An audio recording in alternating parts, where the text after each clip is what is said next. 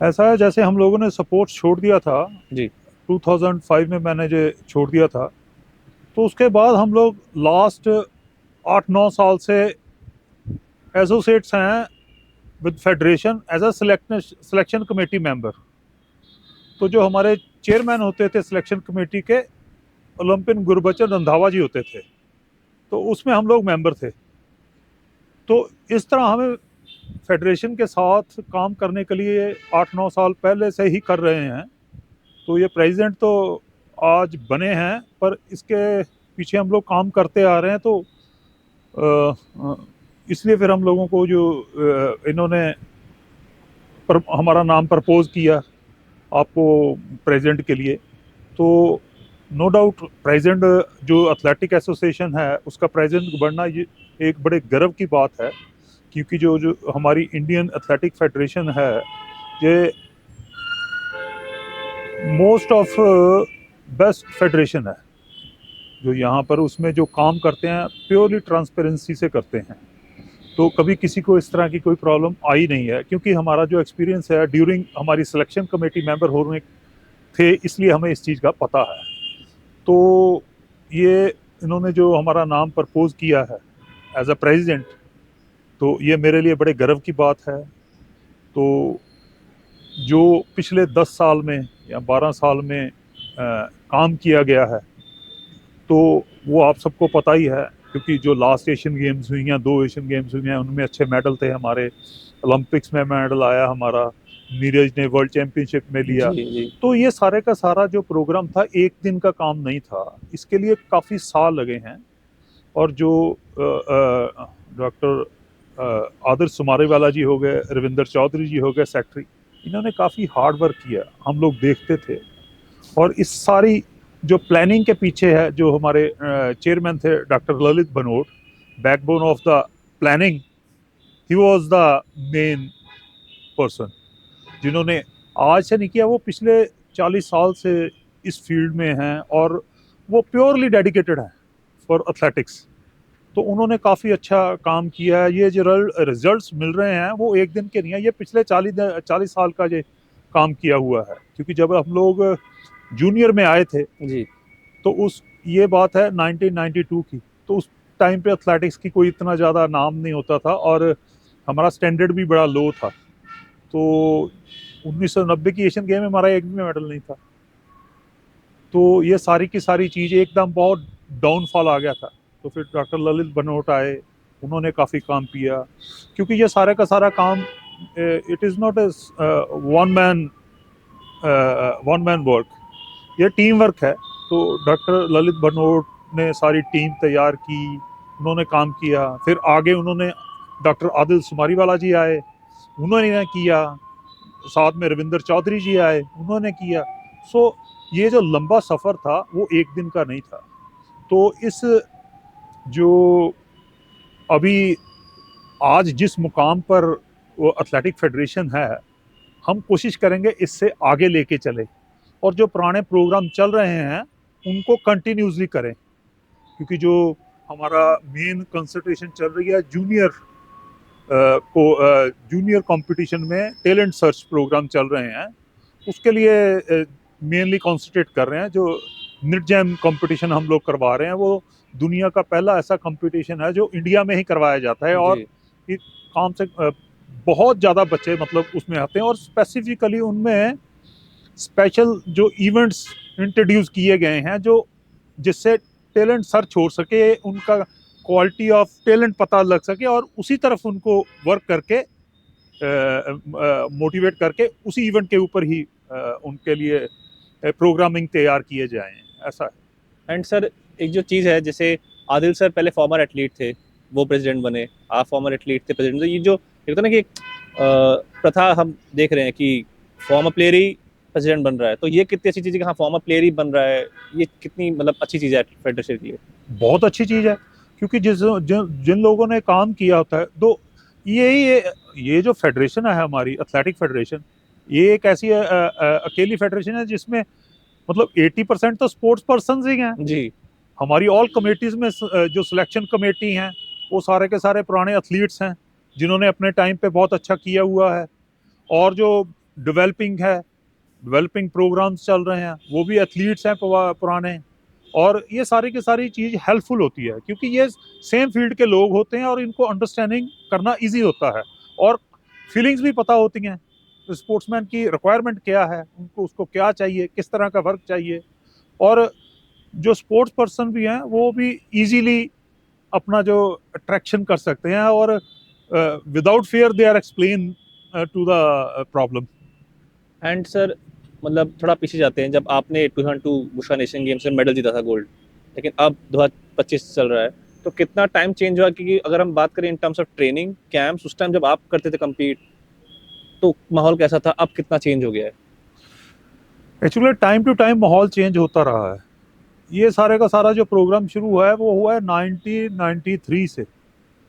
तब से foreigner coaches आने लग पड़े थे और साथ में इंडियन कोचेस भी होते थे, ऐसा नहीं है, पर वो जॉइंटली वर्क चलता था। तो डे बाय डे जिस चीज़ की कोई कमी लगती है उसको हर बार इम्प्रूव करते गए। जैसे हम लोग 2002 में मेरा एशियन गेम्स में गोल्ड मेडल जी। था, तो उसमें मेल मेंबर अकेला ही मेरा शॉट पुट का मेडल था, पर इम्प्रूवमेंट हुई तो उसके बाद देखो कितने मेडल आए। एशियन गेम्स में मेल मेंबर अकेला था, अदरवाइज तो 5 मेडल थे, लड़कियों के थे हाँ। तो अलग अलग थे, पर वो इम्प्रूव हुआ क्योंकि डे बाय डे इम्प्रूव होता गया, क्योंकि जो कमियां थी उनको एनालाइज किया गया और उसको ब्रॉड फॉरवर्डिंग किया गया कि ये जो कमियां इस एशियन गेम में रही हैं और फर्दर इसके लिए नेक्स्ट एशियन गेम्स के लिए ये प्लान होना चाहिए। तो उसी का तो जो रिजल्ट था वो आगे एशियन गेम्स में मिला। फिर 2 टाइम शॉटपुट में मेडल आया, इवन एशियन गेम्स रिकॉर्ड किया अपना तूर ने। तो इंद्रपाल तो Singh this is the reflect the performance for federation. And अगर मैं बोलूँ यहाँ से, अगर अब वो तीन जो होते हैं, सबसे पहले आपको ये चीज़ करनी है, तीन अगर कोई काम होगा सबसे पहले करनी है फेडरेशन में, या कुछ चेंज कुछ करना हो, क्या क्या प्लान है अगर स्टार्टिंग के तीन अगर कर रहे हैं आप? इसके लिए ऐसा है, जैसे हम लोग मीटिंग्स में जाते तो रहे हैं, पर मैं इस स्टेज के ऊपर ये बात कर नहीं सकता क्योंकि मैं एनालाइज करूंगा, अपनी टीम के साथ डिस्कशन करूंगा, तभी इसके लिए मैं फाइंड आउट कर सकूंगा भी अब मेरे लेवल करना ये एक्स्ट्रा चीज़ है, ये मुझे सुजेस्ट करना चाहिए विद माय टीम भी हमें ये चीज़ करनी है, इसके लिए इम्प्रूव होगा। It's all come out from the after the discussion. तो फ्यूचर टारगेट्स अभी कुछ बनाया है आपने कि ये सब मुझे करना है? ऐसा अभी तो मैं कल बना ही हूँ। फ्यूचर टारगेट्स तो तभी बनेंगे जब मैं अपने फेडरेशन में ऑफिस में जाएंगे, उनसे मीटिंग्स करेंगे, फिर ही होगा। वैसे ये जो एजीएम मीटिंग आज कंप्लीट हुई है, ये हमारी एक एथलेटिक फेडरेशन है जो हर साल एजीएम मीटिंग करती है। जी। आज तो मैं एज अ प्रेसिडेंट बात कर रहा हूँ, पर इससे पहले मैं वैसे ही आता रहा हूँ सारी की सारी एजीएम मीटिंग्स में बतौर सिलेक्शन कमेटी मेंबर और एक्स स्पोर्ट्स पर्सन होने के नाते। जी। तो ये सारी की सारी चीज, ये हमारी एक एथलेटिक फेडरेशन है जो इतना करती रही है। तो हमारी कोशिश ये है जो चीजें पहले चलती रही हैं उनको कंटिन्यूज करे, सबसे पहली बात तो यही है। तो इसमें ऐड करने की जो जो जरूरत होगी वो भी करेंगे। आखिरी दो सवाल सर। अगर मैं तेजिंदरपाल सिंह तूर की बात करूं, आप भी शॉटपुट रह चुके हैं, आपने मेडल, उनका भी मेडल है, 2 मेडल, 2 बार चैंपियन बन चुके हैं, फॉर्मर एशियन रिकॉर्ड होल्डर है, नेशनल रिकॉर्ड होल्डर है 21.77। तो लेकिन जो लास्ट ईयर जो रहा है उतना अच्छा रहा नहीं तूर का हाँ, तूर के लिए। तो अगर सजेस्ट कुछ एडवाइस देना चाहेंगे कि जो फॉर्म थी वो कहीं ना कहीं चली गई उनकी, वो 20 मीटर भी शायद उनसे मतलब वो पार हो नहीं पाता है, 23 में ऐसा किया था है, उन्होंने। 2-3 चीजें होती हैं स्पोर्ट्स में बहुत काउंट करती हैं। कई बार आदमी जब पीक पे आ जाता है ना, तो उसमें कई बार इंजरी आ जाए, वो सबसे खराब चीज होती है। मेरा ख्याल मेरे को पता चला था क्योंकि उसके कुछ इंजरी आ हाँ गई जी, थी हाँ जी। अडप्टर के ऊपर, हाँ जी। है ना, अडप्टर में भी और बैक में भी आ गई थी, तो उसकी वजह से थोड़ा डाउन चले गया वो। तो होपफुली हम उसको कहेंगे तैयारी करिए अच्छे तरह। अगर मैं उससे मिला नहीं हूँ, उससे मिलूंगा तो सारे एथलीट से मिलेंगे नो डाउट। बनने के बाद जो हमारे स्टार एथलीट्स हैं उन सब से मिलेंगे, उनसे बात करेंगे, उनकी जो रिक्वायरमेंट है उनसे बात करेंगे। ये टाइम टू टाइम चलता रहेगा। तो अगर इंजरी से आदमी उभर जाए तो फिर यही सबसे डेंजरस पीरियड होता है कई बार। तो अगर उसकी इंजरी हो गई तो उसमें पोटेंशियल तो है ही, 2 बार के एशियन चैंपियनशिप है, पर अभी हमारा थोड़ा टारगेट चेंज हो गया है। जैसे I am sharing with you my own experience. जैसे पहले होता था, जब हम लोगों ने जूनियर में स्टार्ट किया तो एशियन गेम बहुत लगता था, मेंटल ब्लॉक होता है, तब लगता था यार पता नहीं मेडल कब आएगा। तो ये सारी की सारी साइकोलॉजिकल प्रिपेयर किया गया भी एशियन गेम कुछ नहीं है यार, वो हम जैसे ही हैं, सारे का सारा करते हैं, हार्ड वर्क है और with the planning of hard work है। तो अभी हम लोग अपने जो लड़के हैं उनको मोटिवेट करेंगे, एशियन गेम कुछ नहीं है अभी। अभी तो हमें ओलंपिक्स और वर्ल्ड चैंपियनशिप में मेडल्स लेने हैं, तो ले सकते हैं। जिस तरह हमारी लास्ट टाइम रिले थी जी तो उन्होंने काफ़ी अच्छा किया था। थोड़ा मेंटली ये ब्लॉक होता है, उसको दूर करने की कोशिश करेंगे, साइकोलॉजिकल प्रिपेयर करेंगे तो वो कर देंगे, क्योंकि जो इतना अच्छा भाग रहे हैं, जैसे हमारे कुछ इवेंट बहुत अच्छे हैं, हम लोग उसको करेंगे। मिक्स रिले हो गई, 4x4 रिले हो गई, ये सारी की सारी हमारी अच्छे इवेंट्स हैं, तो उनको प्रिपेयर करेंगे। अब हमारा टारगेट तो ओलंपिक्स के लिए ही है। एक आखिरी सवाल सर, अगर मैं वुमेन शॉट पुट की बात करूं, लास्ट कुछ कपल ऑफ इयर्स में अच्छा किया है। अगर मैं एशियन 2017 एशियन चैंपियनशिप की बात करूं, वहाँ मनप्रीत कौर का मेडल था। 2023 एशियन चैंपियनशिप की बात करूं, वहाँ आबा खटुआ एंड फिर मनप्रीत कौर का मेडल था। एशियन गेम्स में किरण बालियान मेडल था। लेकिन अगर मैं 25 के पिक्चर देखूं, किरण बालियान तो आई नो आप ज़्यादा डोपिंग में है एंड आबा खटुआ का फ्यूचर अनसर्टेन है। मनप्रीत कौर के साथ एज और फॉर्म भी नहीं है।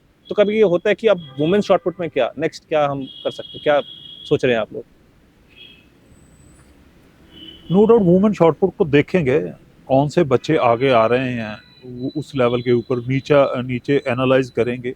जो अच्छे कुछ लग रहे हैं उनको जी सपोर्ट करेंगे, उनको कोचिंग अच्छा करने की प्लानिंग करेंगे, वो इम्प्रूव करेंगे। बाकी तो देखने पर पता चलेगा, क्योंकि हम लोग टच तो रहे हैं जी पर ग्राउंड लेवल तक टच नहीं रहे हैं। अभी कौन कौन से अभी एथलीट पीछे से आ रहे हैं। तो अगर अच्छा कोई अच्छी वुमेन कोई शॉट पुटर अच्छा कर रही होगी तो कोशिश करेंगे, उसको सपोर्ट करेंगे, उसको जिस तरह की हेल्प चाहिए होगी तो करेंगे हम लोग। And thank you so much sir, हमसे बातचीत करने के लिए। All and all the best for the future. Thank you very much.